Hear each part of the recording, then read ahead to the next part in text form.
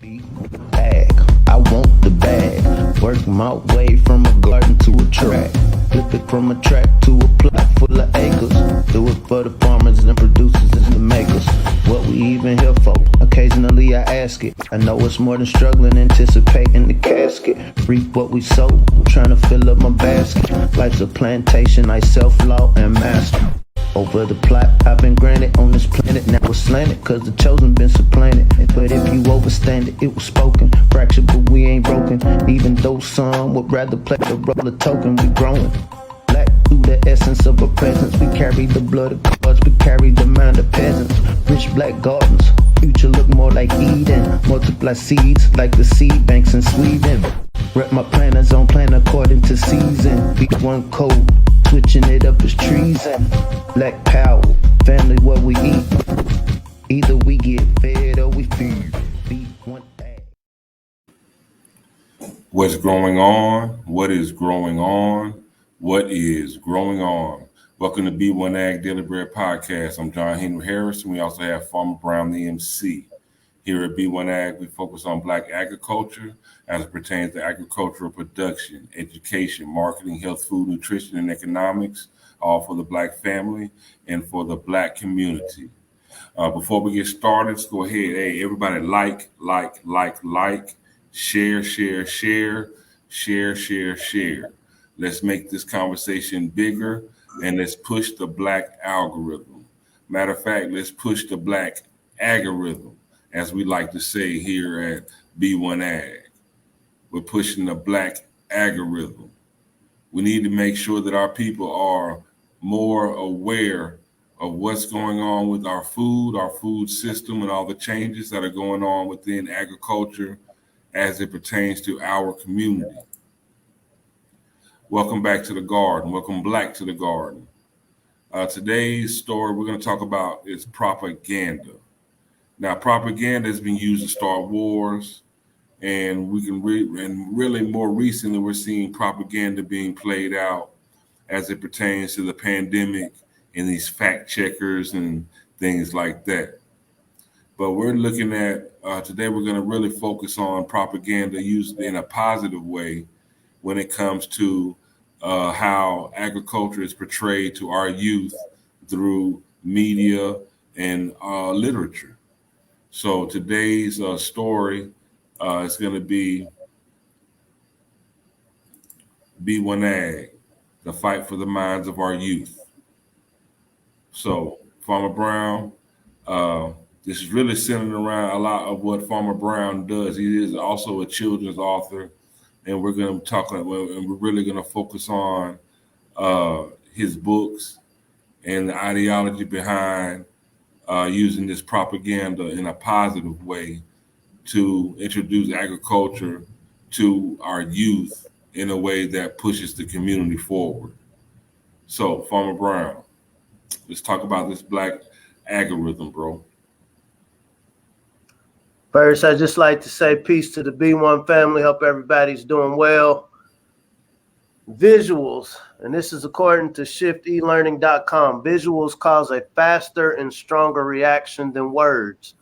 They help users engage with the content, and such emotional reactions influence information retention. This is because the visual memory is encoded in the medial temporal lobe of the brain, the same place where emotions are processed. When we think about how visuals have been used throughout the years, and so I don't think it's a secret. I have 2-year-old twins, and so I've really been on this cartoon game as of the last 2 years. I try to be very conscientious about the visuals and images that my children see. When I was growing up, I was big on Bugs Bunny, and so I was looking at some of the historical Bugs Bunny cartoons, and I think it was very interesting that before it actually became a funny little rabbit, these were actually tools used to recruit military in World War II. I would like to also send some homage to a great ancestor, Rosetta Lucas Quisenberry. And she has a series of books, the Saga of the Black Family, the Saga of the Black Child. I was fortunate to meet Miss Quisenberry back in about 2008, and as I was getting on my author journey, she really schooled me to, just some of the dynamics about how visuals have impacted our people. And so I'm not going to go through this whole book, but I just want you to see some of the images when we think about our grandparents, when we think about why we think about agriculture in particular the way we do. These are some of the images that were on postcards. These were some of the images that were passed around when it came to seeing our, melanated people in relation with the land. And so when we think about this concept of propaganda, we try to be codified and we try to look at, okay, what works for one end. So if we see negative propaganda has worked to pretty much get a significant amount of us to not see ourselves a part of this agricultural space, then can that same concept be used backwards for us to see ourselves in a positive light? So with that, today I think we're going to be doing a little shameless plugs, but I hope the family understands what we're getting at, and I hope the family can glean some inspiration. Obviously I would hope you would definitely support some of this work, but also see how you can incorporate this same concept within your household, families, and communities. So with that, do you have a video real quick, kind of give a quick overview?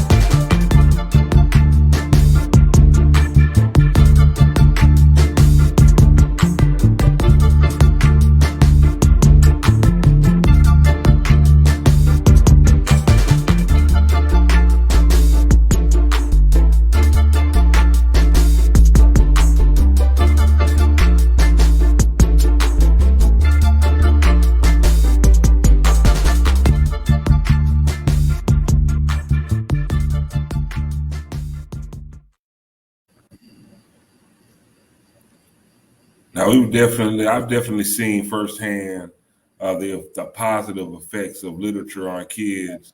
Me and Farmer Brown did a program called Basics for Young Bosses, and through our program that we did for 2 years, we were sponsored by the University of Kentucky Federal Credit Union.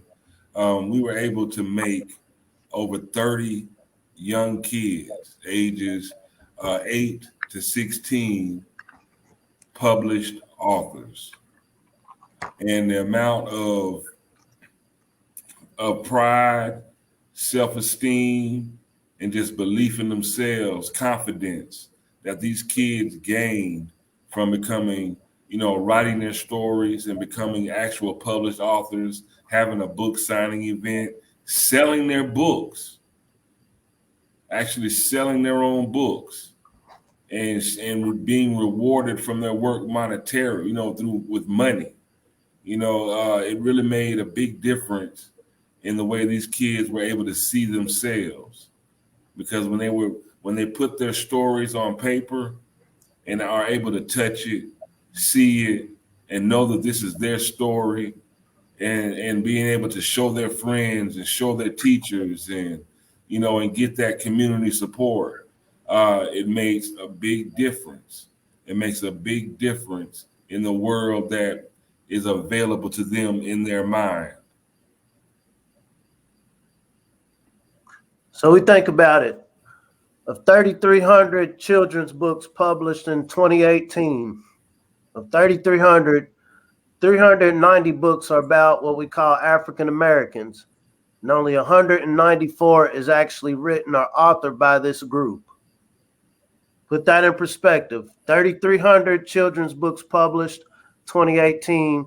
Out of 3,300, 390 are about African Americans, and only 194 are written by African Americans. So when we talk about this concept of controlling our narrative, it is very well known. We have a few cited sources from academic research that shows that our children are definitely affected by the images that they see. When we think about, middle school, high school, these are the years that our kids are starting to form those personalities. What's cool about the world? What are the spaces I see myself operating in? And one of the things we talk about here at B1AG is how the dope game does a lot better promotion than the ag game. And so what can we do in a codified manner to counter that? And so today I'm going to go through a few of the titles I have. I hope the family feel free to look them up on Amazon, but I want to talk about some of the titles and the science behind it. And so first, the other day, we had actually brought this up talking about baby food and how there's toxic heavy metals in baby food. And so, in a codified manner, what is a counter to that? And so it's seeing not only our kids is enjoying healthy foods that are prepared at home, but what are some things that parents can do? And so what I've learned within my household, sometimes the kids got to see themselves within the books. I know I was especially when I was younger, my mom had gotten this book. It was called Quip. And basically these were these customized books, and they could, you put the child's name in it. But I was always intrigued by seeing my name in something that I could flip pages. We know that there are cognitive benefits of flipping pages. We're living in a world where our social media sites, where we're getting a lot of our content, are going down for random reasons. So having these hard copy books at home accessible definitely make a difference. So something like Pudgy's First Foods. This is basically a picture book written in poetry. If we have any hip hop artists or music writers listening right now, if you can write a song, you can write a kid's book. And so the concept is of poetry talking about healthy foods. And then at the end of it, it goes through actual ways to prepare these healthy foods at home. These are for infants. My children eat these books. They actually eat them because they look so tasty. Recently, I came up with the series that's called Healthy Young Bosses. We have a program on the Black Boss School, healthyblackfood.com. And so it's pretty much a complement to these courses. We have Healthy Young Bosses. And so within this series, ABCs. It's one thing seeing our kids as kind of the sidekicks, kind of like the anomaly within the group, but, really intentionally creating content where our kids see a majority of them. If they're in a community where most of the people look like them, then why would they not have literature that reflects those communities? So something as simple as, eggs. And so right now my children are in the stages where they're learning their ABCs.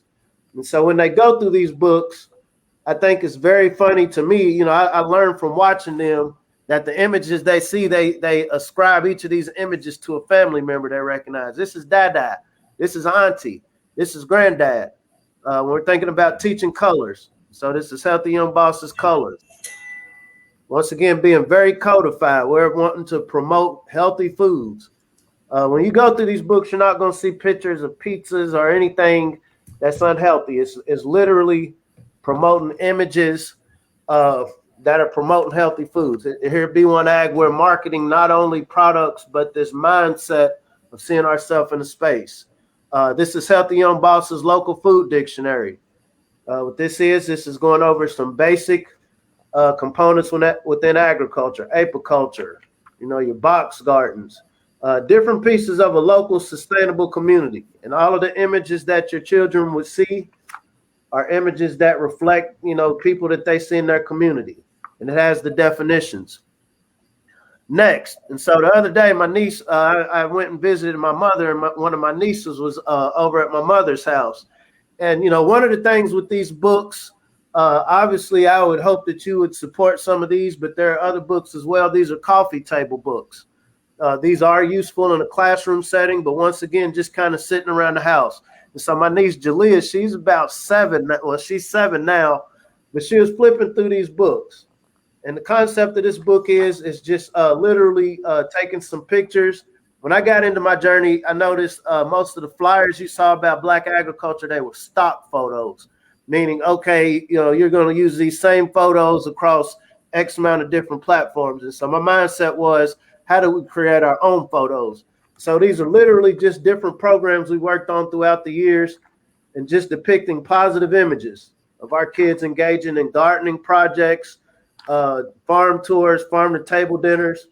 and my niece was going through it, and I was kind of watching her.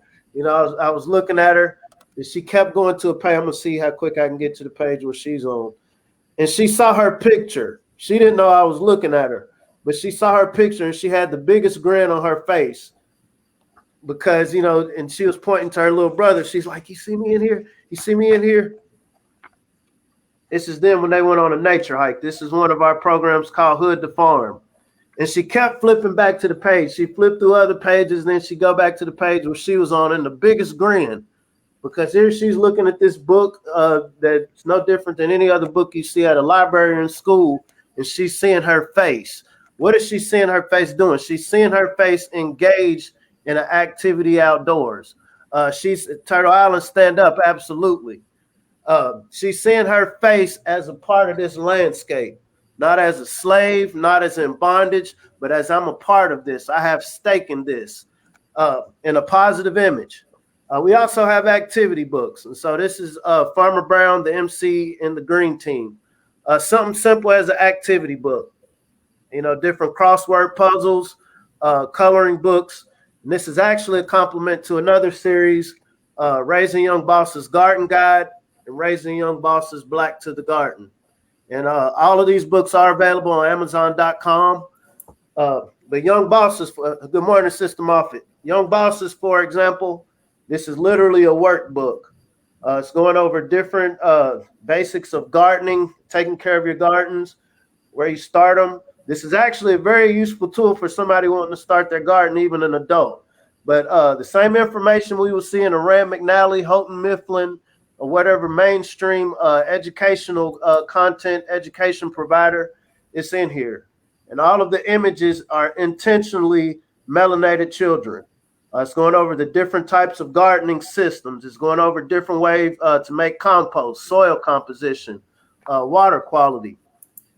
Then Young Bosses, this is pretty much, you know, I get into a little bit of my story, not too deep.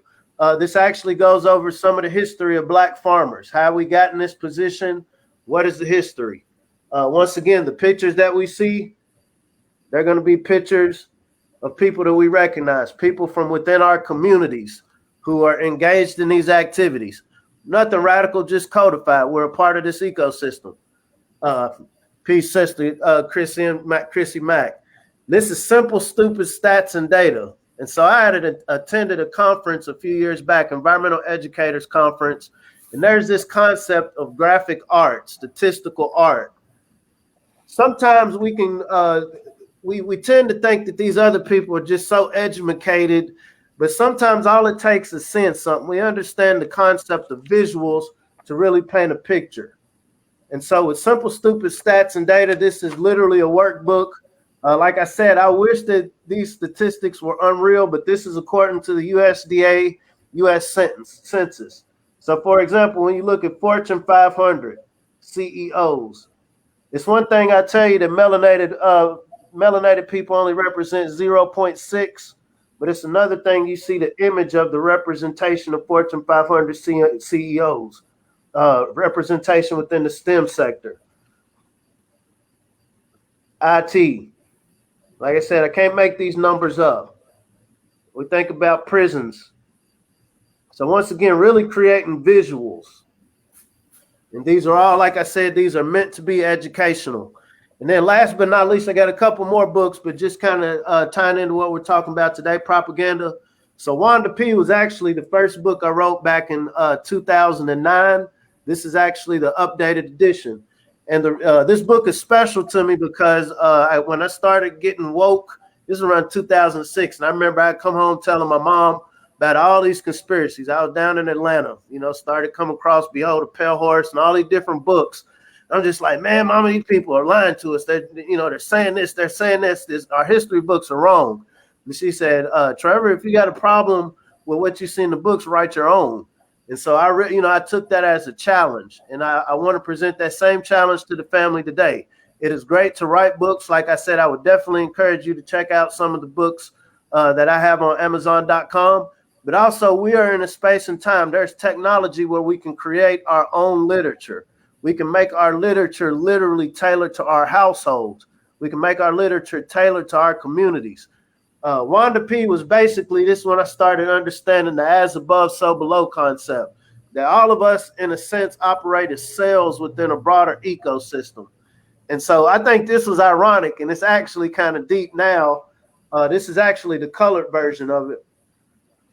But it's the concept of different cells in the body of Wanda P. Wanda P represents the world. We are no different as people. And it's talking about how the cells, they had this outside virus.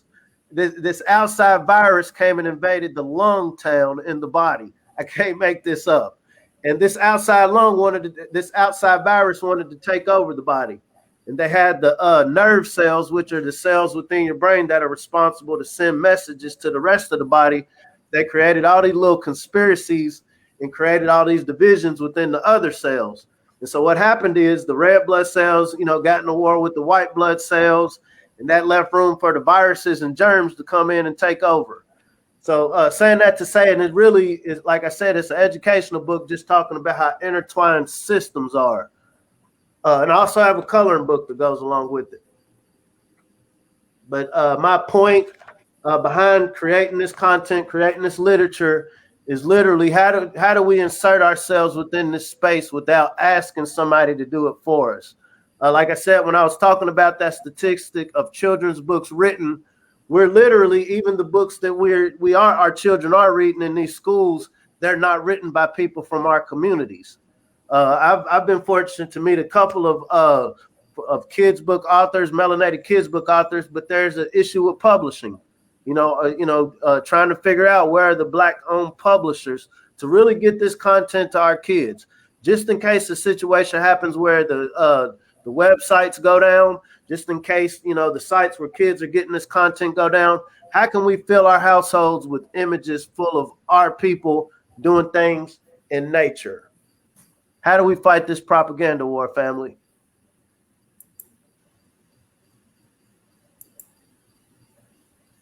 Definitely through imagery. I know growing up, we, in my households, the Jet magazines and the Ebony magazines, and having, just a lot of Black authored books around really helped shape me in the way I saw myself, and also just the way I seen the world through that lens. Making sure that I was, my family is steeped. I was given some shades. I know Farm Brian, you wear the bright yellow frames, but I was given some real shades as a lens, a real Black lens to look at the world through at a very young age. I started reading when I was 3, and at the age of 3, again, like I said, I'm reading these, Ebony's Black history. Look at pictorial of Black history through the civil rights. I'm looking at this book, and just reading about Malcolm X and Martin Luther King and great Indian chiefs like Cochise. Reading these stories at a very, very young age definitely gave me a better insight into what's really going on in the world around me. And and as I out here in the world, looking at the world as a youngster especially, and even now as I'm older, these stories come back to mind, and it's like, okay, this is where I remember this, I read this in the story, and now I'm seeing it play out in real life. It's propaganda is real. We see it every day on our social media. Again, like I refer back to these misinformations and fact checkers. We have to make sure that we enforce what real information is to our youth, and it's really more important now than it has ever been, because we see that they're trying to literally rewrite history again. They've done it before, but they're doing it again, and it's so blatant and in front of our face. And if we don't care to fight this narrative, all we have left is whatever narrative they have for us. I hope you're looking at these pictures that Farmer Brown is showing you, because this is how they depicted us. That looks like Kodak Black. Hey, could you go back to the 2 pages? You can't Kodak tell Black. me. You can't tell me that didn't look like Kodak Black. It's like This book is The Saga of the Black Woman by Rosetta Lucas Quisenberry. I definitely encourage the family to look this sister. She's an ancestor now. I was fortunate to meet her. Saga of the Black Woman. And see, with her, what she understood was, okay, I'm going to show you these negative images that these people put out of us, but also showing you the positive pictures of the melanated Aboriginal women who didn't fit the stereotype that modern society at that time was putting out about our women. When we think about the archetypes that are promoted all across the social media sites, it's always putting us in this disparaging space. And we're the only ones who can control this narrative. We're the only ones that have a vested interest in controlling it. Here's the Saga of the Black Man. Like I said, this is a great series. These are some books that your kids need to see, just sitting around a dinner table. There's a man playing with the coons. We talk about this concept of coons and butter biscuits. This is a real, we talk about it now in 2021. It's a black man chasing a chicken. Like, these were literal postcards. People would send these to their loved ones. And so when we think about the plight of our grandparents, this is a man chasing a coon up the tree. When we think about the things that our grandparents had to endure, the imagery. But here goes the positive imagery. This is a band. This is music. This isn't, skinny jeans and dresses. No, these are black men making music, right? Positive images. Soldiers. And like I said, this is a saga of the black child, saga of the black man, saga of the black family. This is definitely a great collection to have. I will tell you, so I remember I went to visit Miss Quisenberry a few times. She was just really schooling me. I encourage the family, really glean this information from your elders. I remember her whole living room was filled with books. It was filled with boxes of books that she was trying to sell. Unfortunately, where we live at, it's taboo to talk about certain things. A lot of people like to toe that line. People don't want to be offensive to anybody. I don't want to offend you and let you know that I'm aware of these horrible narratives you're putting out. So maybe if I just don't say nothing, maybe it'll be nicer. Those days are over, family. Those days are over, and we have all the power we need. We don't have to ask anybody to create a better visual for ourselves. Here at B1AG, our conversation is intentionally behind seeing ourselves within agriculture. So once again, without throwing too many shameless plugs, this is the purpose of my book, Grow Harder. Literally. See, that's me down in South Louisiana. We was going over some of our family land, and I wasn't with it at the time. You see, I had the jams on. That lets you know how old I am. I wasn't with it, and it was only till I was older that I realized, like, oh wow, this is space where my ancestors worked. This is space where my ancestors had to do business. It's a space where people came and undermined my ancestors, and they almost lost it. And so now I have a mission as a responsibility to the line I come from to do something about it. This goes far when we talk about this war, when we talk about this propaganda. Propaganda is a big piece of war. I have to have a community. You think about the Afghanistan war. You think about the war in the Middle East. By this time we had social media and news to remind Americans why we need to be over here, taking all this money, taking all of this oil. See these bad people, they got yellow cake. It was propaganda, whether you see it as good or bad. It was necessary to get the buy-in of the people to go along with this engagement. And so our contention is, if we can control the narrative, and it starts with seeds. It's one thing, trying to talk positive. I'm with it. If there's a group of youth that are wanting to hear information, this is what I do. I like to talk about what I understand about agriculture. But it starts with the seed before these kids can even read. It starts with them just seeing themselves positively. It starts with colorful pictures. It starts with colorful images. These are books, like I said, that you can read to your kids, even if they don't know words. And like I said, I know this works because I'm from a school of thought, don't go try to tell nothing to nobody unless it works in your household. And so I know my kids now too, they can't, they're starting to say more words now, but they tie literally, if they see a tractor on TV or anywhere, Farmer Brown, Farmer Brown. They see anything that has to do with gardening. They see gardening tools, they see soil. First thing that comes to their mind is Farmer Brown, Farmer Brown. Because we intentionally have these books spread out around the house. They're in the stage they like to meddle. They like to pull things down from the shelves. And so we strategically have these books placed around the house. So when they pull them down, every image they see of this abstract concept of agriculture is going to be one that was intentionally images of themselves is what's put in there. Like I said, the beauty that we have right now, we can self-publish books online. It'd be nice if you want to apply your artistic skills, but you can literally take pictures. This is why we encourage agritourism. Find some local Black farmers around wherever you're at in Turtle Island.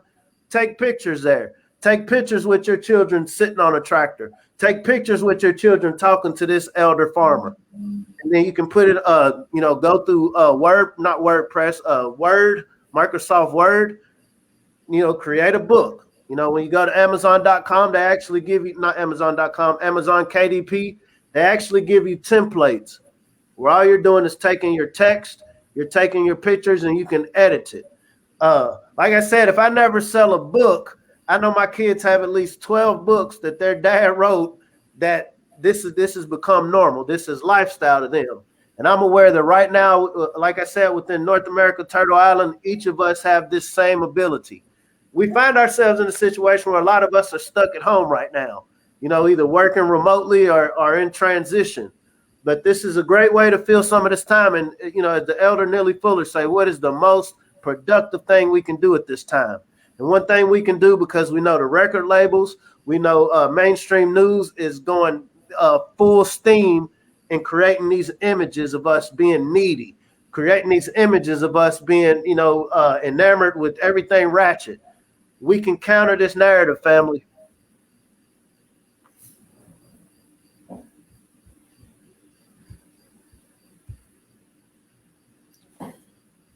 And what's the URL for the books, Farmer Brown?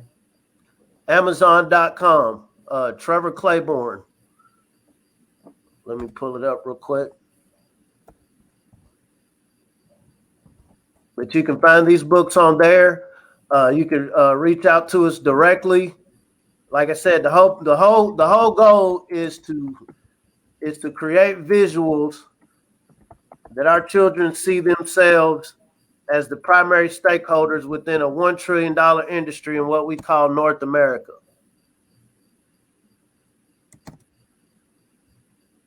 Called agriculture. And so the link I just sent, this is the Pudgies, but when you go to this one, you can find all of the other books. Like I said, buy one, buy all of them. I did the cost analysis for about $98. You could get all of these books. These are definitely, I'm not going to say possibly, these are definitely a great asset to any library that you have. If you have some young, impressionable minds. I know there's a certain rapper right now, Old Country Road rapper, that has kids' book.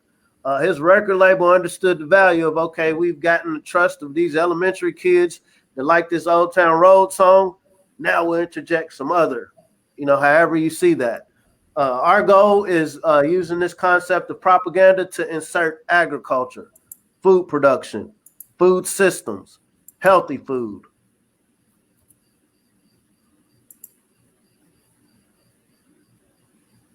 And that's the URL for the Pudgies First Foods, yes. www.amazon.com, Pudgies First Foods, Trevor Claiborne, DP, 16895449953. And you could always go back and press pause on this podcast, so you can write it down, or so you can really check out the books. Because we really need to push these positive images of ourselves. Books.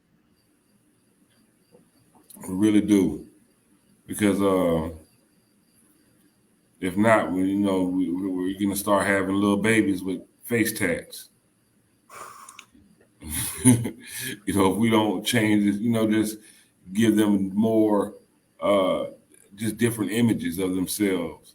That's I hate to see, a little 4-year-old with face tats. Not disparaging anybody with face tats, but I hope y'all get what I'm trying to say. Everything is marketing. Nobody had an idea of getting a face tat until you saw a broadcasted image of somebody with a face tat. Nobody thought about, rap music until rap music was broadcasted. Saying that to say everything that sells, everything that becomes a part of culture, everything that goes along with this concept of social engineering has to be marketed very strategically. And like I say here at B1AG, we're in a space and time technology exists where we can literally create these images from a grassroots level. Like I said, with our program, Basics for Young Bosses. And so we know these kids, and all of these kids were in elementary school. I think a handful of them were in middle school. They're able to write their own books. These are great programs when we're thinking about alternative ways of learning. These books are also available online if you're interested in checking them out. These kids are authors. They're legitimate authors. So let us not underestimate the power and ability of our kids. But once again, if sometimes you have to see something being done before you see yourself as doing it. As adults, this is something we can definitely do. We don't need permission.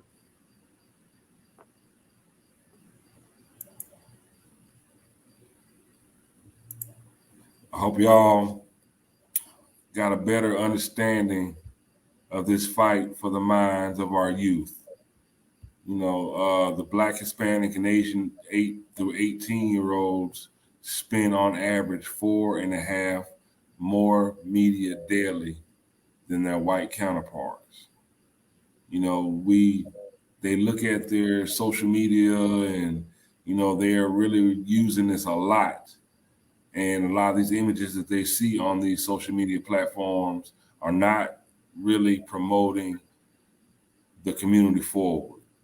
So we really need to give them images promoting the community forward, showing their value, showing that they are worth something more, showing and just expanding the possibilities of what is available for them, in their mind first, planting that seed in their mind. You can be more. You're not limited. You're not stuck in a box. You're not stuck in your neighborhood. The whole world is yours. This universe is yours. Create your own universe. We need to let our youth know that is an option. Give them options. Show them that there are other options. Help them to create their own options. It's been a great show. Here at B1AG, we're pushing the Black algorithm. We're pushing the Black algorithm. We're fighting against the algorithm and pushing the Black algorithm. We want everyone to help make this conversation bigger. We need more of us talking about the things we talk about on the show, especially pertaining to agriculture. They're doing a lot of strange things with the foods. They're being real slick about how they market these GMOs and fake foods to us. So we need to make sure that our antennas are up, our awareness is up, so we can see the real from the fluff. Brother Nathan Lockridge brought up a good point. He said we don't have any farmers left in my area. And so this is exactly why when we talk about pushing this Black algorithm, we have to reach people where they are. It's ultimately going to be our youth that's going to determine whether or not we reach zero or we exponentially rise. And so areas like here in Central Kentucky, where I'm at, the Black farmers are down to 1.4% of 77,000 farmers in the state. of 77,000 farmers. This is just in Kentucky. And I challenge the family watching right now. You can get those on Amazon as well, sister. I challenge the family to watching right now. Look up the statistics of black farmers in your state. And I guarantee you, I think Georgia has the highest percentage. Georgia, Mississippi, and it's up to 12. But on average, the majority black farmer representation is like 1.4%. And so how do we counter that? We didn't get down to 1.4% overnight. It took some marketing. It took marketing people to, hey, let me leave this land to go up here to the big city and work in these factories that are now shut down, that we're now getting replaced in. It took marketing through a lot of these history books and social studies books to basically always cast melanated people in relation to the land as, oh, this is slavery. This is bondage. You don't want nothing to do with this. Like we used to do when we was kids. We didn't want our cousins eating on our plate. We lick it. That's what's been done with agriculture. And so to build this base of agriculturalists, to build the amount of black farmers in all of these areas where we know we're losing them, it starts early. The beauty that we have, Brother Lockridge, is that there are people online. There are farmers online. I can't help but to think about Lead Farmer 73. Brother be dropping some gems. He's more of a prepper. I think about Pastor Dow. I think about people like Corey Goo-What-To-Do, Ron Finley, Will Allen. We have all sorts of examples and archetypes of people who are still in it. You know, they're still putting in work. And so this is the time to start introducing it to these kids now. Because what these kids have that we didn't growing up is this. Any one of these kids can get on their phone. They come up with these cool ways. What do they call it? TikTok, whatever. And they can literally inspire the next generation of people who are going to take this serious. Because it took somebody saying, hey, you know, I can cook this up in the kitchen, chop it up, and go sell it on the block and poison everybody. And then we got some rap music that's going to promote it. When we think about alcohol and drugs, this is promoted. It is marketed. And so the law of compensation is the amount of energy put into marketing everything that destroys our communities, families, our minds. We literally have to put that same type of energy in building and feeding our minds. And we have all the resources we need to do that, family.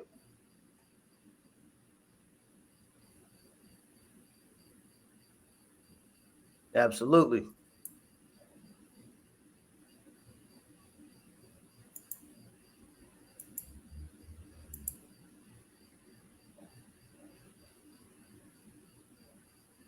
The ball's in our court.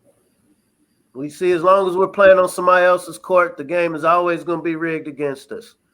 I don't like running in confusion, and I don't like shooting in the air. But something we can shoot for is the minds of our children. And we can do that. It doesn't take education. It doesn't take a whole bunch of philosophy and knowledge. It takes creating the images we want to see of this black future. In West Texas, because Texas, hey, it's funny you brought up Texas. I keep thinking about Jay Prince. He's one of the most influential hip-hop moguls in rap history, but he's also a large livestock farmer. He actually got his start selling hogs. This is how Rap-A-Lot Records was started.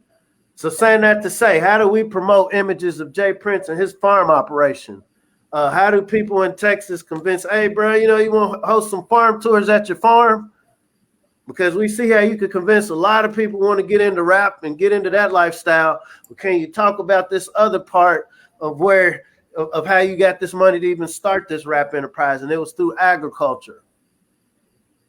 It's a $1 trillion a year industry, and it's only growing. As the population grows, so will the need for people to eat. And we have a place in it. It is in our DNA to master this. And I'd like to share this with the B1AG family at shopblack.us. This URL is probably one of the most comprehensive lists of black farmers across the country. Go to your state. You can click on this article. I dropped it in the chat in the comment section on Facebook and YouTube. Click on it and you can find there are not many lists, but this is probably one of the biggest and most comprehensive lists where you can find from throughout the states, where are these black farmers? So find one near you, be a friend, spend some dollars, push the black algorithm, push the black algorithm, circulate the money within our own community.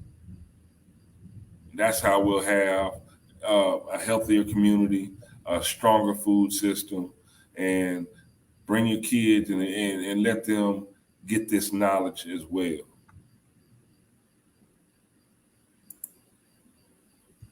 And also like, share, and subscribe. Like, share, and subscribe. Like, share, and subscribe. Y'all look in the comment section again. That's shopblack.us. I dropped the URL. Find your black farmers near you.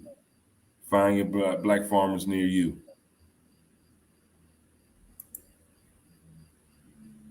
Farmer Brian, it's been a great show.